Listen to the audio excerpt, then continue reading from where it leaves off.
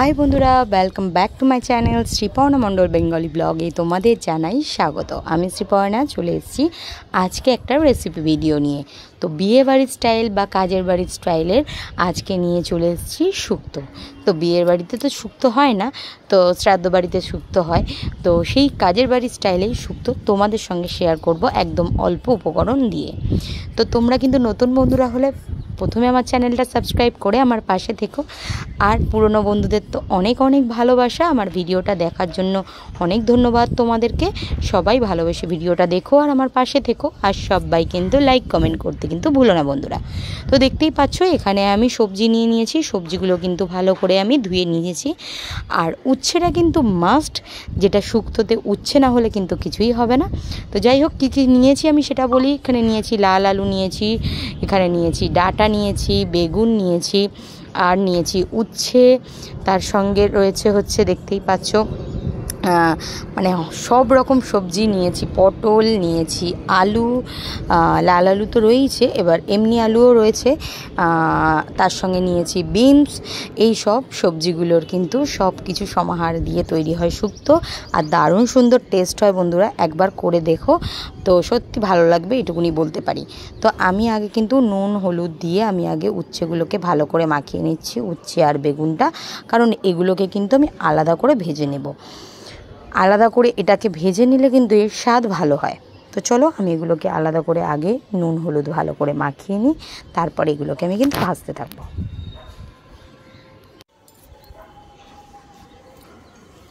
তো বন্ধুরা দারুণ টেস্ট হয়, তোমরা কিন্তু করে দেখো। এই যে দেখো, আর এই রান্নাটা কিন্তু পুরোপুরি সর্ষের তেল দিয়েই হবে। তো সর্ষের তেল ছাড়া কিন্তু সাদা তেল দিয়ে করাটা আমার মতে মনে হয় ভালো ফ্লেভার আসে না। তো তাই জন্য আমি কিন্তু সর্ষের তেল দিয়েই করি। তো তোমাদেরও সেটাই শেয়ার করছি। দেখো উচ্ছেগুলো কিন্তু একদম লাল লাল করে আমি ভেজে নেব, আর বেগুনগুলোও কিন্তু লাল লাল করে আমি ভেজে নেবো। উচ্ছেগুলো ভাজার পরে বেগুনগুলোকে আমি ভেজে নেব।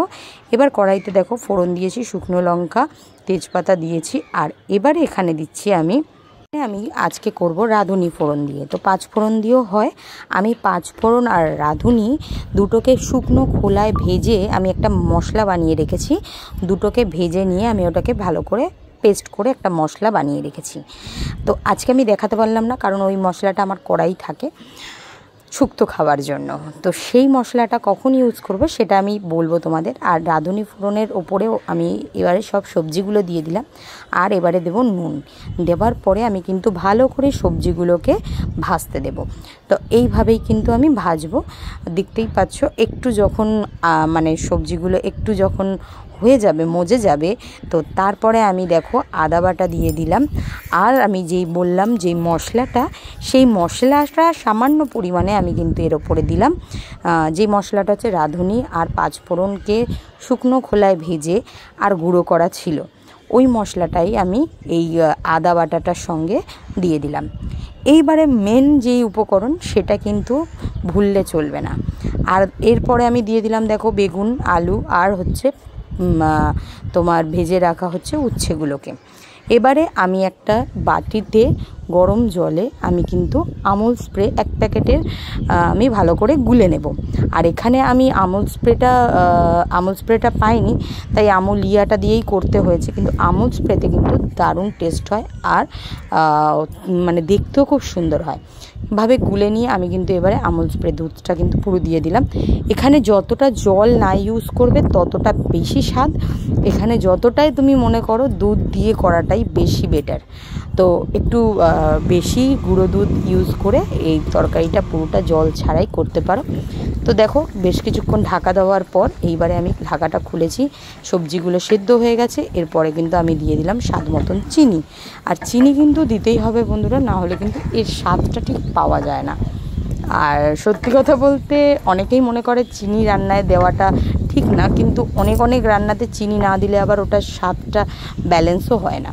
তো যাই হোক চিনি দিয়ে দিয়েছি, আর সাইডে কিন্তু আমি ভাজতে বসিয়ে দিয়েছি মেন উপকরণ, যেটা হলো বড়ি। যেটা না হলে কিন্তু শুক্তো জমবে না। তো বড়িটা আমি হালকা লাল লাল করে তেল দিয়ে আগে ভেজে নিয়েছি, দেখো ভেজে নিয়ে এবারে আমি তরকারিটার মধ্যে নামিয়ে দিয়েছি। এরপরে আমি ওপর থেকে ছড়িয়ে দেব ঘি আর ওই ভাজা মশলাটা সামান্য পরিমাণ। আমার শুক্তো কিন্তু একদম রেডি বন্ধুরা। তোমরা কিন্তু এইভাবে তোমরা যদি করে দেখো তাহলে আমি বলবো তোমরা কিন্তু আর কোনো দিন শুক্তো খাওয়া ছাড়বে না বন্ধুরা। তো যাই হোক, আমার রেসিপিটা তোমাদের কেমন লেগেছে অবশ্যই কিন্তু কমেন্ট করে জানাতে ভুলো না বন্ধুরা। দেখা হবে একটা নেক্সট ভিডিওর সঙ্গে। ততক্ষণের জন্য ভালো থেকো, সুস্থ থেকো, আর সবাই কিন্তু আমার ভিডিওগুলো কন্টিনিউ দেখো বন্ধুরা। তো টাটা, দেখা হবে আবার একটা নতুন ব্লগের সাথে। ততক্ষণ কিন্তু তোমাদের ভালো থাকতে হবে আমার জন্য।